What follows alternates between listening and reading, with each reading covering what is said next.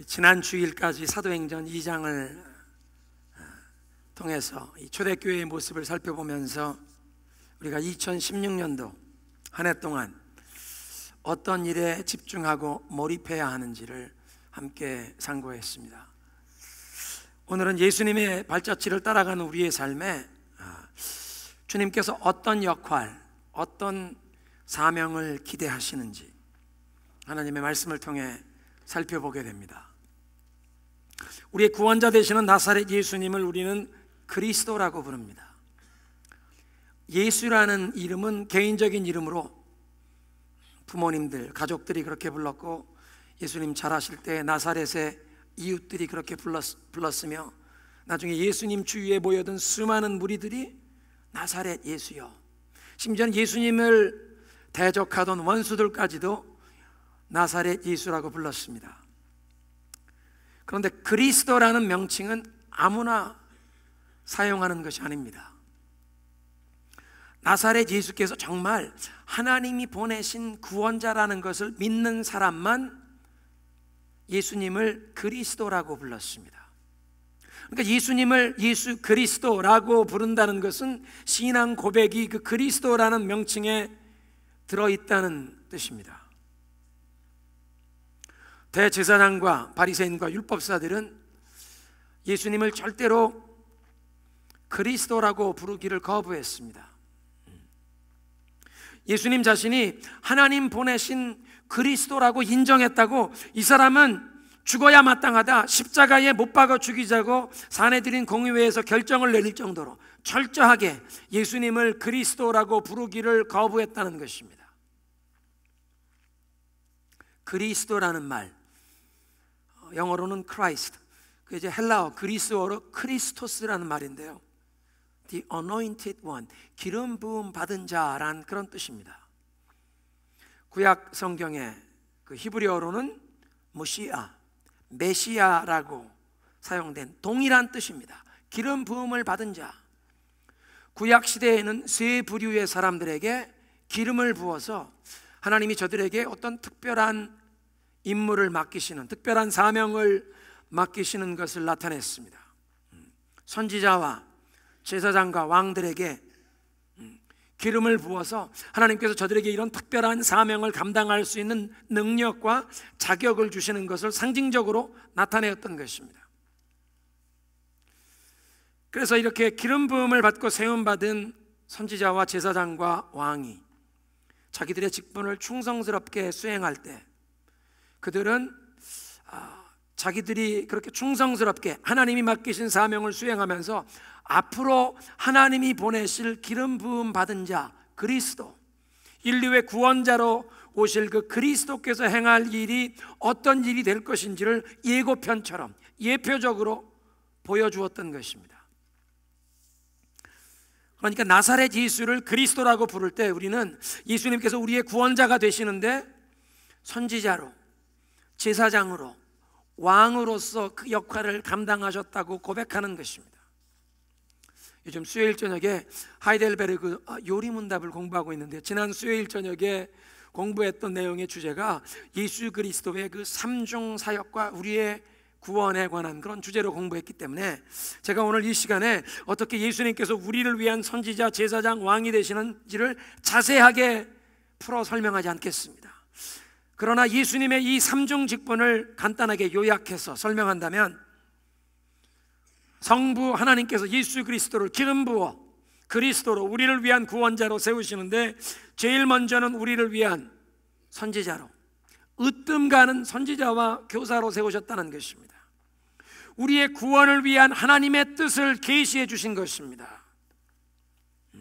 하나님의 택한 백성들에게 그 구원의 길을 보여주실 뿐 아니라 더 중요한 것은 하나님이 어떤 분인가를 가장 정확하게, 가장 완벽하게 보여주신 것입니다. 그래서 예수 그리스도께서 온 인류의 최고의 선지자와 선생, 인류에게 하나님의 뜻을 밝히신 최종 권위를 가지신 교사와 선지자가 되십니다. 두 번째로 예수님은 우리의 유일한 대제사장이 되시는데요, 제사장은 거룩한 하나님 앞에서 이 죄인들을 위해 제사를 드리지 않습니까? 예수님께서는 우리를 위해 제사를 드리시는데 짐승을 잡아 제사를 드리신 것이 아니라 자신의 몸을 하나님 앞에 제물로 드리심으로 영원한 그 단 한 번의 우리의 죄를 위한 속죄의 제사가 되셔서 우리를 죄와 영원한 저주에서 구원해 주신 줄로 믿습니다. 뿐만 아니라 오늘도 우리를 위해 간구해 주시는 줄로 믿습니다. 구약시대의 모든 짐승을 잡아 하나님께 드리던 제사는 사람의 죄를 없이 할 수가 없었습니다. 그냥 우리 인간들은 하나님 앞에 죄사함에 그 은총이 필요한 허물 많고 연약한 죄인들이라는 것을 깨닫게 하는 것이요, 이제 하나님께서 우리들의 그 죄를 사하시기 위해서 하나님이 예비한 구원자, 하나님이 예비한 그 속죄 양을 보내주실 것을 사모하며 기다리게 했던 것입니다. 그리고 때가 참에 하나님께서 단 하나밖에 없는 외아들 독생자 예수님을 우리를 위해 보내어 주시고, 예수님께서 죄에 빠진 저와 여러분을 위한 속죄양이 되셔서 그 죄에 대한 영원한 형벌과 저주를 담당하심으로 우리를 영원히 구원해 주신 줄로 믿습니다. 뿐만 아니라 우리를 위해 그 얻으신 구원을 우리가 오늘도 누리도록 우리를 위해 기도하십니다. 보호하십니다. 세 번째로, 예수님은 우리의 영원한 왕이 되셔서 그의 말씀과 성령으로 오늘도 우리를 다스리시는 줄로 믿습니다. 또 우리를 위해 획득하신 이 구원, 우리를 위해 예비하신 이 구원 가운데 거할 수 있도록 우리를 보호하시고 우리를 보존하신다는 것입니다. 로마 제국의 병정들의 손에 의해서 십자가에 못 박혀 달려 돌아가실 때에는 아무런 힘도 없는 연약한 실패자처럼 보였지만, 그러나 세상의 그 어떤 권세자나 제국도 감히 대항할 수 없었던 죄와 사망의 권세를 깨뜨리시고 부활 승리하신 줄로 믿으시기 바랍니다. 예수님은 총과 칼이나 어떤 무력으로 세상의 어떤 나라도 점령한 적이 없지만 지옥의 모든 권세를 정복하신 왕의 왕이 되신 줄로 믿습니다. 하늘로 승천하셔서 하나님 보좌 우편에 좌정하신 다음에는 약속하신 대로 그의 성령을 보내어 주셨습니다. 약속하신 대로 성령을 보내어 주셔서 오늘도 교회를 그 성령으로, 주의 말씀으로 인도하시고 교회를 통해 온 인류를 축복하시고 역사를 주관하시는 줄로 믿습니다. 오늘도 주의 백성들을 지키시고 보호하시는 것입니다.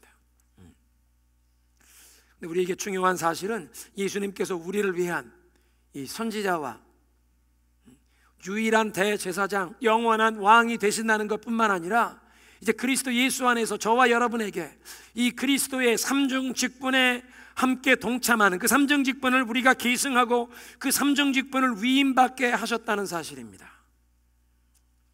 크리스찬, 그리스도인이라는 이름 자체가 우리가 그 예수 그리스도의 하신 일을 계승하여 대를 이어 우리가 그것을 이제 대행하도록 부름받았다는 사명을 깨우쳐 주십니다. 사도행전 11장 26절을 보면 안디옥이라는 지방에서 예수를 믿던 자들이 먼저 크리스찬이라고 불리우기 시작했습니다. 왜 크리스찬이라고, 그리스도인이라고 불리웠을까요? 저들의 말하는 것이나 저들의 생활하는 모습이 주변에 있는 사람들과 너무 달랐다는 것입니다. 이 안디옥이라는 것은 이스라엘에서 북쪽으로 수백 킬로 떨어진 먼 지역입니다. 유대인들에게만이 아니라 교회에 핍박이 임해서 흩어진 성도들이 유대인들뿐만 아니라 헬라인들에게, 수많은 이방인들에게도 복음을 전하고 그리스도 안에서 이들이 안디옥에서 함께 모이는데 주변에 있는 사람들이 보니까 저 사람들은 유대인들도 아닌데, 유대인, 이방인 다 섞여 있는데 야, 저 사람들 참 굉장히 독특하다. 경건하고 의롭게 살아갑니다. 고아와 과부를 불쌍히 여기는 것입니다. 어떻게 보면 이 수많은 죄 중에 살아가는 이방인들이 보기에는 바보처럼 살아가는 사람들입니다. 정직하고 성결하게 깨끗하게 살아가는데 손해보는데도 정직한 길, 의로운 길, 믿음의 길을 가는 저 바보 같은 사람들, 유대인들도 아닙니다. 저 사람들 뭐라고 부를까? 항상 저들의 입에 달고 사는 것이 예수 그리스도. 그리스도를 말하고 그 그리스도를 따른다고 하고 항상 그리스도 저 사람들 그리스도인이라고 부르자. 크리스찬.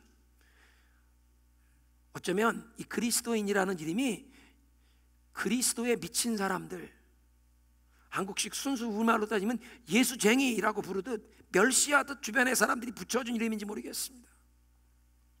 근데 이 안디옥 교회 성도들은 살아계신 예수님과 매일매일 친밀한 교제를 경험하며 그 예수님과 동행하면서 예수님의 생각을 생각하고 예수님의 언어로 말하고 예수님의 마음으로 이웃을 수많은 사람들을 대하면서 저들의 입으로 항상 그리스도를 말하고 그리스도를 증거하고 그 그리스도를 따른다고 하니까 그래, 그리스도에 미친 사람들, 그리스도인이라고 이름을 붙였다는 것입니다. 이런 크리스찬이란 이름이 붙은 건 그 역사만 보아도 우리가 그 그리스도를 따르고 그리스도께서 행하신 일을 우리가 이제 대행하도록 부르심 받은 줄로 믿습니다. 시편 133편을 보면 대제사장 아론에게 기름 부어주시는 그 장면이 묘사가 되어 있습니다. 시편 133편 2절인데요 머리에 있는 보배로운 기름이 수염 곧 아론의 수염에 흘러서 그의 옷깃까지 내림 같고. 대제사장 아론은 예복을 입었습니다. 쇠마포로 만든 긴 가운을 입었고요 그 가운 위에 조끼처럼 걸쳤는데 그 조끼처럼 걸치는 이 앞에 흉패가 있어서 그 흉배에 12개의 보석에 이스라엘의 12지파의 이름이 새겨져 있었습니다. 그리고 이 흉패를 이제 등을 가리는 등판에 연결되는 것이 어깨띠로 견대로 연결이 되는데 그 견대 위에도 이스라엘의 12지파의 이름을 새겨놓은 2개의 보석, 아넥스 스톤 2개의 보석에 한쪽에 6개씩 12지파의 이름을 새겨 이 견대에 붙였다는 것입니다. 그러니까 대제사장 아론이 하나님 앞에 나아갈 때 자기의 가슴에 자기의 어깨에 항상 이 12지파 하나님의 온 백성들을 품고 함께 어깨에 지고 나아가라는 것입니다. 근데 그 대제사장 아론에게 머리에 기름을 부었더니 수염을 타고 그 기름이 흘러내려서 옷깃에까지 흘러내렸다. 옷깃에까지 흘러내리려면 그 기름이 흘러내리면서 이 어깨 견대에도 가슴의 흉패에도 그 12지파 온 하나님의 백성들에게까지도 그 기름 부음이 흘러내려갔을 것입니다. 아론을 기름 부은 관유, 특별한 향유입니다. 그 기름이 머리에서 수염을 타고 옷깃에까지 흘러내릴 때 그 기름 부음의 향기가 아론을 다 휘감았을 것입니다. 아론 주위에까지 풍겼을 것입니다. 아론에게 기름 부음이 임할 때 온 하나님의 백성들이 그 기름 부음의 축복에 함께 동참하고 누리게 된다는 것입니다. 사랑하는 성도 여러분, 교회의 머리가 되신 예수 그리스도께서 그리스도로 기름 부음 받아 세워지실 때 그리스도의 몸된 교회 우리 모두에게 그 축복이 함께 임한 줄로 믿으시기 바랍니다. 그래서 사도 바울이 에베소서 1장 3절에 얘기하는 것입니다. 찬송하리로다 우리 주 예수 그리스도의 아버지 하나님께서 그리스도 안에서 하늘에 속한 모든 신령한 축복으로 우리에게 복 주셨다. 하늘에 속한 모든 신령한 축복이 그리스도 예수 안에서 우리에게 주어졌다는 것입니다. 그래서 사도 바울이 에베소 교회 성도들을 위해 온 교회들을 위해 항상 기도할 때 에베소서 1장 그 16절 이하에 보면 여러분의 그 부르심의 소망이 무엇인지 알길 원합니다. 성도 안에 누리게 된 그 기업의 영광이 풍성한 것을 알기 원합니다. 여러분, 우리를 부르신 하나님의 백성을 부르신 그 부르심의 소망 안에는 예수 그리스도 안에 이 기름 부음, 이 풍성한 축복을 다 누리는 것이 있는 줄로 믿으시기 바랍니다. 그리스도인이 되어 그리스도 안에 유업으로 물려받게 된 우리가 누려야 할 그 유업의 한 부분이 머리 대신 그리스도께서 기름 부음 받으셨기에 우리도 그 기름 부으심의 축복에 함께 동참하는 분깃이 있는 것입니다. 그렇다면 성도가 계승하고 위임받아 대행해야 하는 그리스도의 이 세 가지 삼중 직분이 어떤 모습으로 우리에게 나타나야 하느냐? 먼저 모든 그리스도인은 선지자로 부르심을 받았다는 것입니다. 예수 그리스도의 이름을 고백하고 증거하는 사명입니다. 선지자는 본래 하나님의 말씀을 그 시대에 대언하는 사명을 수행했습니다.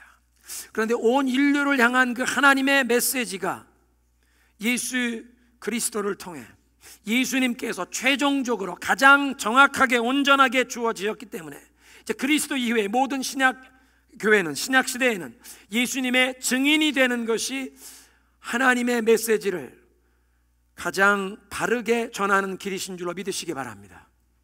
하나님의 메시지는 무슨 특별한 것을 받아 전하는 것이 아니라 예수 그리스도를 신실하게 증거하는 것이 이제는 하나님의 메시지를 우리 시대에 가장 바르게 전하는 것입니다. 예수님께서 말씀하십니다. 너희는 세상의 빛이라. 여러분, 빛이 무엇입니까? 빛은, 어두움을 밝히는 빛은 소망을 주지 않습니까? 위급한 가운데 빛은 구원의 길을 보여주고 생명의 소망이 되는 것입니다. 우리가 어떻게 세상의 빛이 될 수 있습니까? 세상의 참된 빛인 예수 그리스도를 증거할 때에, 그리스도가 세상의 참빛으로 오셨다고 증거할 때에, 그리고 예수 그리스도의 빛이 우리에게 임하여 예수 그리스도의 소망이, 예수 그리스도의 그 구원이, 예수 그리스도의 영광, 예수 그리스도의 사랑, 은혜, 기쁨, 그것이 우리에게 임하여 우리 삶 가운데 드러날 때에, 우리의 삶을 통해 예수 그리스도가 진정 세상의 소망, 우리의 생명 되심을 증거할 때에 우리도 세상의 빛이 되고 예수 그리스도께서 세상의 참 빛이 되심을 우리가 증거하는 줄로 믿습니다. 이렇게 예수님의 생명과 구원에 대해서 증거하는 것은 입에 말로만 하는 것이 아니라 행실로, 우리의 삶으로 해야 합니다. 지난 1월 한 달 동안 생명의 삶을 통해서 우리가 아침마다 베드로 전후서를 묵상했는데요, 베드로 사도가 이렇게 말씀하세요. 우리 가족들에게 입의 말로만 아니라 우리의 행실로, 삶의 모습으로 예수 그리스도를 증거하여 우리의 삶의 모습을 보고 예수를 믿지 않던 배우자들도, 우리의 가족들도 복음을 받아들이고 구원을 얻게 하라. 베드로전서 3장 1절 2절입니다. 아내된 여러분은 남편에게 순종하십시오. 그러면 주님의 말씀을 믿지 않는 남편이라도 말없이 실천하는 여러분의 행동을 보고 하나님을 믿게 될 것입니다. 남편들은 여러분이 하나님을 섬기면서 깨끗한 생활을 하는 것을 지켜보고 그렇게 될 것입니다. 아내에게만 아니라 남편에게. 여러분, 사실 우리 가족을 전도하는 것이 제일 쉬운 것 같지만 제일 어려운 일이 아니지 않습니까? 말로 되는 것이 아니라 우리의 삶의 모습을, 우리의 가장 부족하고 허물 많은 약점까지도 다 알고 있기 때문에, 그런데 우리의 마음의 중심을 하나님께로 향하고 허물과 실수와 약점이 없어서가 아니라 허물과 실수와 약점이 있음에도 불구하고 우리의 마음을 주님께로 향하고 그 주님을 따라 주님의 은혜를 힘입어 살려고 하는 진실된 삶의 모습이 우리의 가족 식구들의 마음까지도 감동시켜 예수님께 돌아오게 할 줄로 믿습니다. 이렇게 예수님을 증거하는 전도와 선교뿐만 아니라 내가 그리스도의 영혼을 내 영혼으로, 내 마음으로 받고 그것을 준행하고 실천하면서 내가 경험한 살았고 운동력 있는 하나님의 말씀, 그 하나님의 말씀에서 내가 경험한 은혜를 내가 함께 나눌 때, 우리 구역 모임에서, 소그룹에서 형제 자매들과 말씀 안에 교제할 때에 내가 받은 그 은혜, 하나님의 말씀을 내가 전하면서 나도 모르게 선지자의 사명을 수행하게 되는 것입니다. 영혼을 살리는 생명의 말씀, 내 영혼의 감동과 위로와 소망과 새로운 용기를 주신 그 모임을, 그 말씀을 구역 모임에서, 우리 선교회 모임에서 함께 말씀 안에 교제하는 우리 그 소그룹 모임에서 나눌 때, 내가 은혜 받은 말씀을 나눌 때 누구를 가르치려고 해서가 아니라 내가 경험한 하나님의 말씀, 내가 경험한 은혜를 나누면서 우리는 서로에게 하나님의 메시지를 대언하게 되는 것입니다. 때로는 내가 말씀을 읽다가, 공부하다가, 그 말씀을 묵상하다가, 어떤 때는 설교 말씀을 듣다가 내 삶 가운데 하나님이 기뻐하시지 않는 어떤 부분을 성령님이 지적하시고 책망하는 부분이 있습니다. 즉시 겸손한 마음으로, 믿음으로 거기에 순종하고 반응하면서, 그렇습니다 주님, 이런 부분이 잘못되었습니다, 용서해 주십시오, 내려놓습니다, 뉘우칩니다, 회개합니다. 그렇게 뉘우치고 주님의 말씀에 겸손과 순종으로 반응할 때 주님께서 우리의 마음 가운데 구원의 기쁨이 회복되게 하시고 평안이 회복되게 하시고 주님과 그 친밀한 영적인 교통이 회복되게 하시는 것을 경험합니다. 지난주에 우리가 가지고 다니는 핸드폰에 이 전파가 잘 연결되는 5바, 영적 접속 상태 5바 말씀을 드렸는데, 성령이 우리 마음 가운데 지적하시고 책망하실 때, 순종하고 회개할 때 우리의 영혼에 주님과 친밀한 교통, 이 접속 상태가 회복되는 줄로 믿으시기 바랍니다. 내가 체험한 하나님의 말씀, 살았고 운동력 있는 말씀, 영혼을 살리는 그 말씀의 능력을 내가 경험하고 함께 나누면서 우리는 하나님의 말씀을 서로에게 전하는 선지자적인 사명을 감당한다는 것입니다. 삼중직번의 두 번째로, 모든 성도는 제사장으로 부르심을 받았습니다. 오늘 우리가 함께 읽었던 하나님의 말씀, 너희는 택하신 족속이요 왕같은 제사장이라. 예수님께서 당신의 몸을 우리의 구원을 위한 대속의 제물로 바치셨기 때문에 우리는 그 누구도 우리 자신의 구원을 위해, 우리의 어떤 죄를 위해 나 자신을 드리거나 다른 제물을 드리지 않습니다. 그리스도 예수 외에는 다른 제물은 이제 있을 수가 없습니다. 그렇지만 예수님께서 이 십자가의 희생으로 우리를 구원해 주신 그 구원의 은총이 감사하여 이제는 우리가 감사하는 마음으로 우리의 삶을 하나님 앞에 산 제물로 드리는 줄로 믿습니다. 사도 바울이 로마서 12장 1절에 말씀하세요. 그러므로 형제들아, 하나님의 모든 자비하심으로 너희를 권하노니 너희 몸을 하나님이 기뻐하시는 거룩한 산 제물로 드려라. 어떤 사람들은 예수 그리스도를 믿고 의지하는 그 믿음 안에서 예수 그리스도를 부인하기를 거부하며 자기의 생명을 바치는 순교의 제물이 되는 분들이 있습니다. 우리가 살고 있는 이 시대가 기독교 역사 그 어느 시대보다 더 많은 순교자들이 나왔습니다. 우리가 우리의 생명을 주님 앞에 바치는 순교를 드리지 않는다고 할지라도 우리의 삶이 우리의 생명을 주님께 바치듯 산 제물로 살아갈 수 있습니다. 어떻게 그렇게 살아갈 수 있습니까? 하나님의 뜻에 온전히 순복하는 하나님의 영광을 위한 삶. 그래서 로마서 12장 2절은 말씀하십니다. 너희는 더 이상 이 세상의 풍조를 본받지 말고 이 세대를 본받지 말고 오직 마음을 새롭게 함으로 변화를 받아 하나님의 온전하시고 기뻐하시고 선하신 뜻이 무엇인지 분별하도록 하라. 그 하나님의 온전하시고 기뻐하시고 선하신 뜻을 분별하고 그 뜻에 순종하며 나아가면 우리의 삶이 하나님을 기쁘시게 하는 삶, 하나님의 영광을 위해 사는 삶, 순교자적인 삶, 산 제사가 되는 줄로 믿습니다.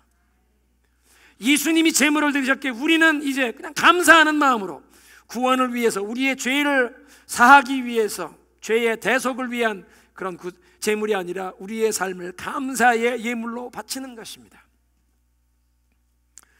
대제사장 아론의 기름 부음 받은 장면을 시편 133편 2절을 통해 말씀을 나눴는데요, 그 장면을 보면 제사장의 가장 본질적인 사명이 무엇인지를 보여주십니다. 제사장은 항상 하나님의 백성들을 위해 하나님 앞에 나아가 기도하는 것입니다. 그 하나님의 백성 12지파의 이름을 가슴에 품고 어깨에 짊어지고, 하나님 이 백성을 기억하옵소서, 이 백성을 복주시옵소서, 이 백성의 죄와 허물을 용서해 주옵소서.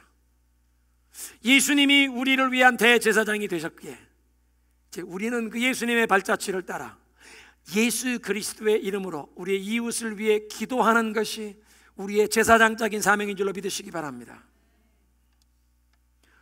허물과 연약함 가운데 죄에 빠진 영혼, 시험에 빠진 낙심한 영혼, 하나님 회개하고 구원받게 하옵소서. 영적인 회복의 은총이 임하게 하여 주옵소서. 환난과 질고를 당한 자, 잃어버린 영혼, 병들고 상한 심령, 하나님 고쳐주시옵소서. 저 영적 침체에 빠진 영혼, 주님 일어나게 하옵소서. 주님의 은혜가 임하게 하옵소서. 하나님 앞에 이 마음을 열게 하옵소서. 여러분, 예수님이 3년 반 동안 공생에 사역하실 때 수많은 사람들이 주위에 모여들었습니다.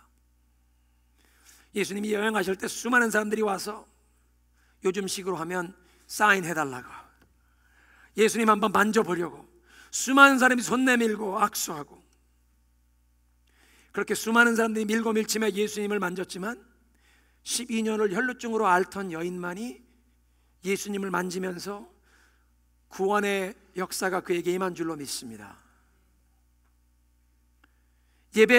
예배당에 다 와서 앉아있지만 우리의 믿음의 손을 주님께 내밀 때 우리의 삶에 놀라운 예수 그리스도의 살았고 운동력에 있는 말씀의 능력이 임하는 줄로 믿습니다. 구원의 역사가 임하는 줄로 믿습니다. 하나님, 우리의 영혼이 깨어나 하나님의 그 구원의 은총을 맛보게 하옵소서. 내 이웃이 주님 안에서 살아계신 주님의 이 능력을 경험할 수 있도록 그 영혼을 위해 기도하는 것이 제사장적인 사명입니다. 세 번째로, 만왕의 왕이신 그 예수님의 왕권을 위임받아서 예수 그리스도의 통치를 대행하는 우리들의 삶 가운데 이 왕권이 어떻게 나타나야 하느냐? 그 고대 사회에 처음에 왕이 나타난 그 역사를 보면요, 제일 힘있고 강한 사람, 우리 부족, 우리 이씨족, 우리 백성을 원수들로부터 싸워 구원하고 지키고 보호할 수 있는 사람이 왕이 된 것입니다. 제일 힘 있는 사람, 제일 권세 있는 사람, 모든 백성들은 그 사람에게 순복하고 그 사람의 권위를 존중하는 것입니다. 그 사람이 제일 힘과 능력이 있고 용기가 있어서 적들로, 대적들로부터 구해주고 보호해주기 때문입니다. 여러분, 만왕의 왕이신 예수님께서 죄와 사망의 권세로부터, 마귀의 권세로부터, 지옥의 권세로부터 우리를 구원해 주신 줄로 믿습니다. 그래서 성도가 감당하는 이제 왕적인 사명은 예수 그리스도의 그 권세, 예수 그리스도의 승리를 의지하여 우리가 죄와 불의한 마귀와 대항하여 싸우는 것입니다. 우리 속에 아직도 남아있는 그 죄성 때문에 이 죄 죽이기, 청교도들이 말씀했던 그 죄 죽이기, mortification, 죄 죽이기, 그 과정을 계속하는 것입니다.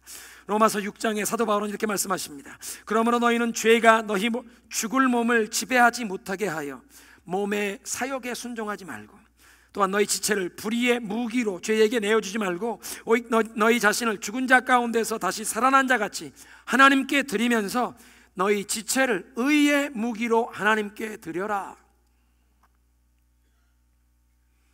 여러분, 예수 그리스도의 십자가의 대속의 은총으로 말미암아 우리를 지배하던 죄의 권세가 깨어진 줄로 믿습니다.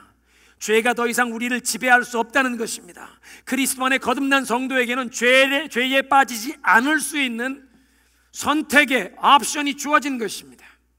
그리스도께서 우리를 위해 십자가에 가시기 전에는 모든 사람들은 죄를 지을 수밖에 없는 운명이었습니다. 죄의 권세에서 벗어날 수가 없었습니다. 그러나 예수 그리스도 안에 주님께서 죄와 사망 권세를 꺾으시고 부활하시고 이제 그 그리스도를 믿고 의지하는 우리에게 성령을 보내어 주심으로 죄를 물리칠 수 있는 능력을 주신 줄로 믿습니다. 그래서 너희 몸을 너희의 죄에 물드는 그 사사로운 욕심, 그 욕정에 순종해서 죄의 무기로, 불의함의 무기로 내어주지 말고 의의 무기로, 하나님의 일의 도구로 내어드려라. 성령에 순종하고 성령의 이끄심을 따르라는 것입니다. 갈라디아서 5장 16절 세 번역입니다. 내가 또 말합니다. 여러분은 성령께서 인도하여 주시는 대로 살아가십시오. 그러면 육체의 욕망을 채우려 하지 않을 것입니다. 육체의 욕망은 성령을 거스리고 성령이 바라시는 것은 육체를 거스립니다. 이 둘이 서로 적대관계, 충돌함으로 여러분 마음속에 있는 정말 하고 싶은 것을 하지 못하게 되는 것입니다. 정말 하나님을 기쁘시게 하고 하나님이 주는 꿈과 비전을 내 삶에 이루어 가고 싶은데 우리 속에서 성령이 하시고 싶어하는 것과 죄에 물든 우리의 육신의 정욕이 하려는 것이 서로 충돌이 되는데, 죄의 욕심을 따르지 말고 성령의 인도하심을 따르라, 성령의 서역을 따르라 말씀하십니다. 예수 그리스도의 그 승리, 예수 그리스도의 권세를 힘입어 죄를 물리치며 싸울 수 있습니다. 마귀와 대적할 수 있습니다. 에베소서 6장 11절 말씀하십니다. 그러므로 너희가 마귀의 모든 괴궤를 대적하기 위하여 하나님의 전신갑주를 취하라. 마귀의 교활하고 간사한 그 계략을 물리칠 수 있기 위해, 대적하여 싸우기 위해 하나님의 전신갑주로 무장하라. 여러분, 이렇게 개인적으로 죄의 유혹을 물리치고 마귀와 싸워 승리하는 영적 전쟁의 승리를 취할 뿐 아니라 또 이 왕의 사역은 하나님께서 나에게 허락하신 내 영향력 아래 두신 그 영혼들을 사랑으로 섬기고 돌보는, 케어하는 영적 돌봄의 사역을 하는 것이 왕의 그 사역을 감당하는 것입니다. 구약 성경의 최고 모범적인 왕을 꼽으라고 하면 다윗 왕이었습니다. 베들레헴의 동구 밖에서 목동 노릇하던 다윗을 하나님께서 하나님의 백성들을 위한 목자로 세우셨다 말씀하십니다. 그러니까 이 왕의 리더십의 그 본질적인 모습은 목자와 같은 모습입니다. 목자는 양의 생명과 안전을 책임지는 것입니다. 쉴만한 물가로 푸른 초장으로 인도하여 양의 필요를 공급하고 안식을 얻게 하는 것입니다. 양떼 안에 평안할 수 있도록 통치하고 다스리는 것입니다.